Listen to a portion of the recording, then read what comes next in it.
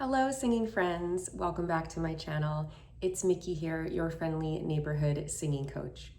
Today I'm going to be reacting to an artist who I've reacted to extensively before, but not for a little while. And that is Ofra Haza. This is a request from Loris Hassani. If you haven't heard of Ofra Haza before, if this is your first introduction to her as an artist and you like this song, then I recommend that you go back and watch some of my other reaction videos because I do talk about her a lot in those videos. I'm just gonna briefly introduce her for those who don't know her. So she is one of the most iconic Israeli singers ever. She's considered the Madonna of the Middle East, and she's had many collaborations with many famous artists, including the actual Madonna and Paula Abdul, and her voice graced many soundtracks, including The Prince of Egypt. And actually the animators drew the character that she voiced to look like her because they thought that she was so beautiful. And she just had this meteoric rise. She was Yemeni and came from a poor family, and she was one of 9 children. And she started singing and acting in a theater troupe that her neighbor started. And she was just such a phenomenal talent that he decided to manage her. And then she went on to represent Israel in Eurovision. And she just had so many major career milestones. So I won't go through all of them right now, but I really do encourage you to check her out. And one of the things that she's known for, unfortunately, is she had a very tragic demise. She died of AIDS-related complications. And it was, back in the time when AIDS was still really stigmatized. And so she didn't reveal her condition, and it only was revealed after her death that she had been suffering in silence. And it was postulated that she contracted the illness from her husband, who was this Israeli businessman who had intravenous drug use history and actually died like a year and a half later of a drug overdose. But it was this really, really tragic story, and she died way too young. She died at 42. But she left behind this beautiful legacy of music, and the sad thing is we'll never know what she would have gone on to do, but we do have this magnificent oeuvre of songs.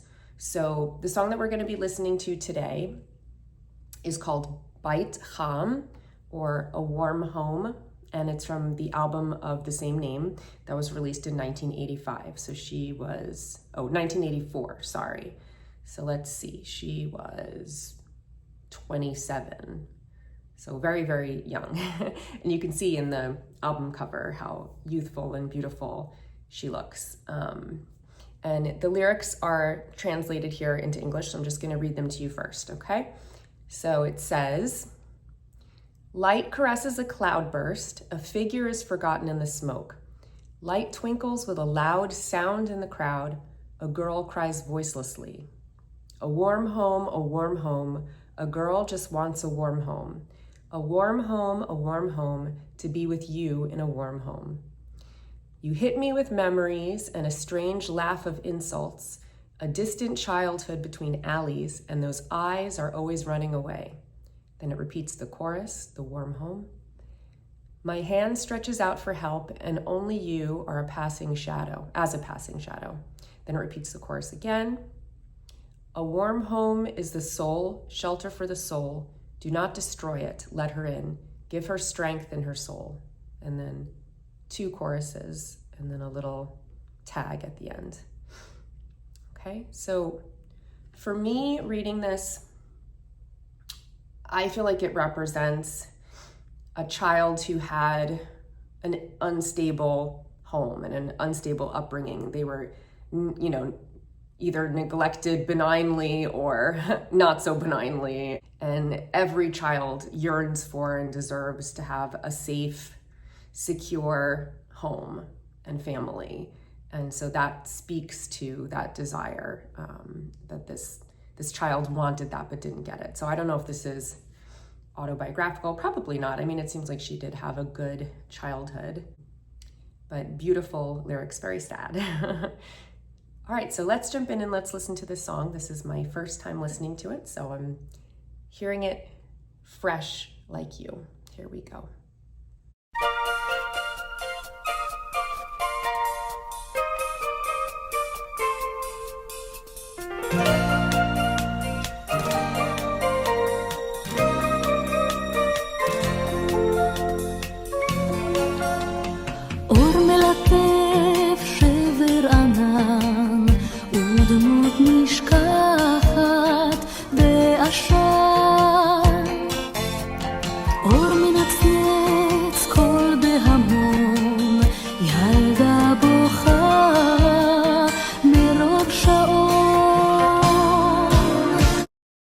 stop it there for a moment. So immediately the production screams 80s, right?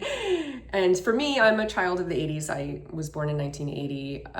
And so for me, I like this style. It's nostalgic, right? It reminds me of my childhood. But I could see how someone younger coming to this for the first time might feel like the production is limiting because it does sound so dated. But one thing that I think is really beautiful about it is that her voice is so harmonious with the production. And I think it would be harmonious with a more modern production too, but just it captures that like light, joyful playfulness that's in the production. And the way that she's singing it is like so pure and has a lot of clarity, which is one of the hallmarks of her voice. And by clarity, I mean her tone sounds so pure. You don't hear any like gravel or distortion or phlegm or anything, right? It's so crystal clear. And she has a certain nimbleness to the way that she can dance around the notes. So she has that lovely ornament, the da, da, da, da, right? That little dance there, da, da, da, da. It's like a little pirouette around the melody note. And that requires a lot of precision, and your voice has to be very nimble in order to get to those notes quickly enough. And she executes it beautifully. And I love how just light and beautiful and pure her voice sounds. All right, so let's continue on and hear the chorus.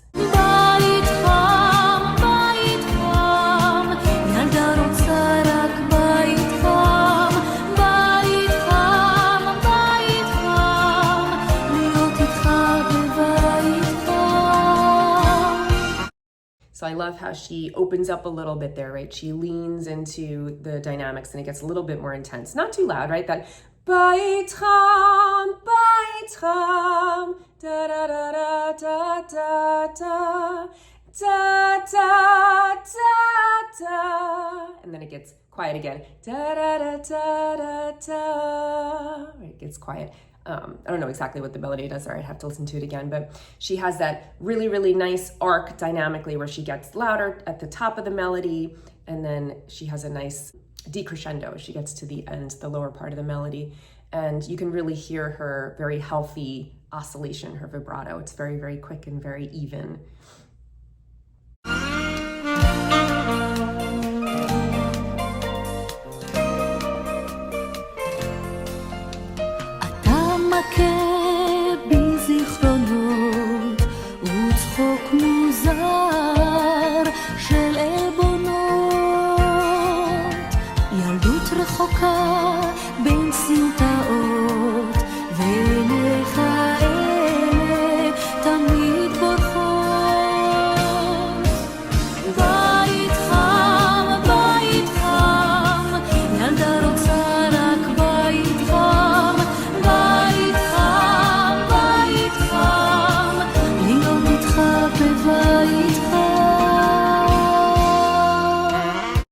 So obviously you have the synthesizer and the saxophone, very 80s, right? But I liked the background vocals that come in there and support her. That was very pretty. The other thing that I notice is about her enunciation. So Hebrew, I mean, I'm Israeli American and I love Hebrew, I love Israel, but it's not the most beautiful language, just sonically, right? It's got a lot of like ch in it and just like harsh kind of guttural sounds. It's similar to German in that way for me. But the way that she sings it is actually very beautiful and very attractive and mellifluous, right? She manages to make a word like rechoka, right? Like far away, really flow off the tongue and not be like so like a bludgeon to your eardrum. She really has a way of singing in quite a beautiful, elegant, attractive way that softens out the language and makes it sound more beautiful than the average person singing or speaking it. She really is one of those singers that could sing the phone book and it would be beautiful.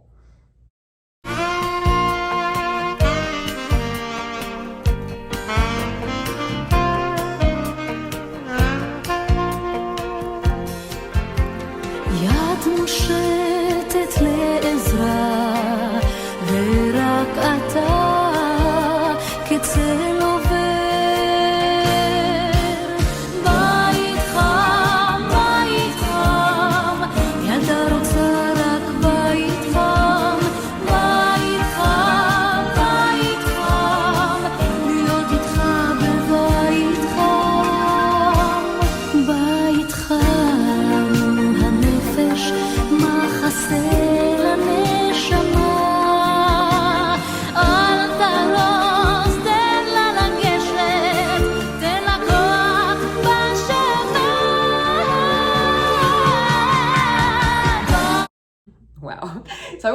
expecting that, right? It went from like very, very quiet on the first part of the bridge with that ascending line, and then all of a sudden she really blasted and it gets to the apex of the song dynamically.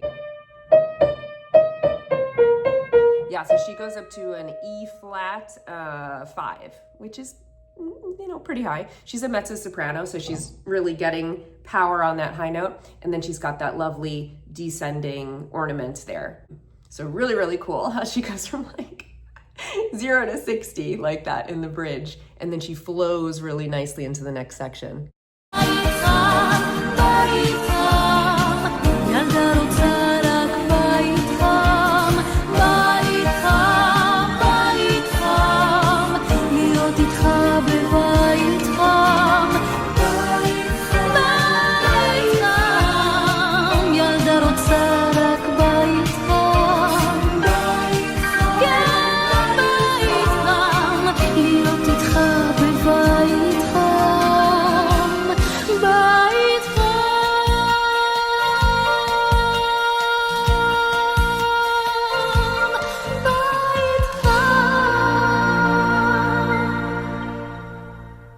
Very, very pretty. That really nice even sustain, right? Did you hear how nice and even that pitch was? There's no oscillation there.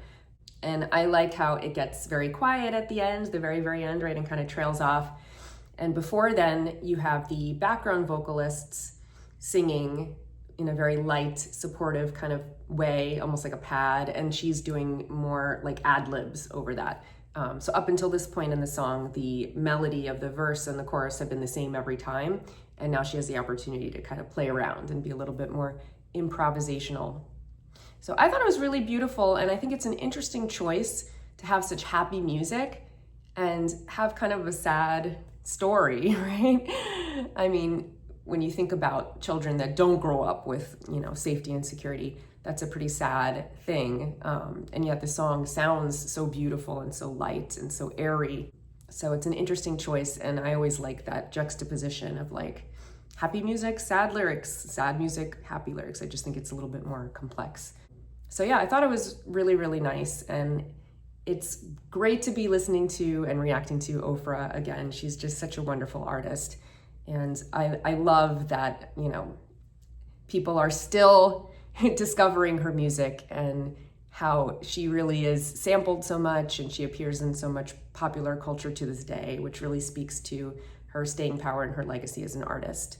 So thank you for the recommendation, Loris, and I hope that you enjoyed my reaction. And I'll see you guys here next time. Until then, take care, and of course, happy singing. Bye.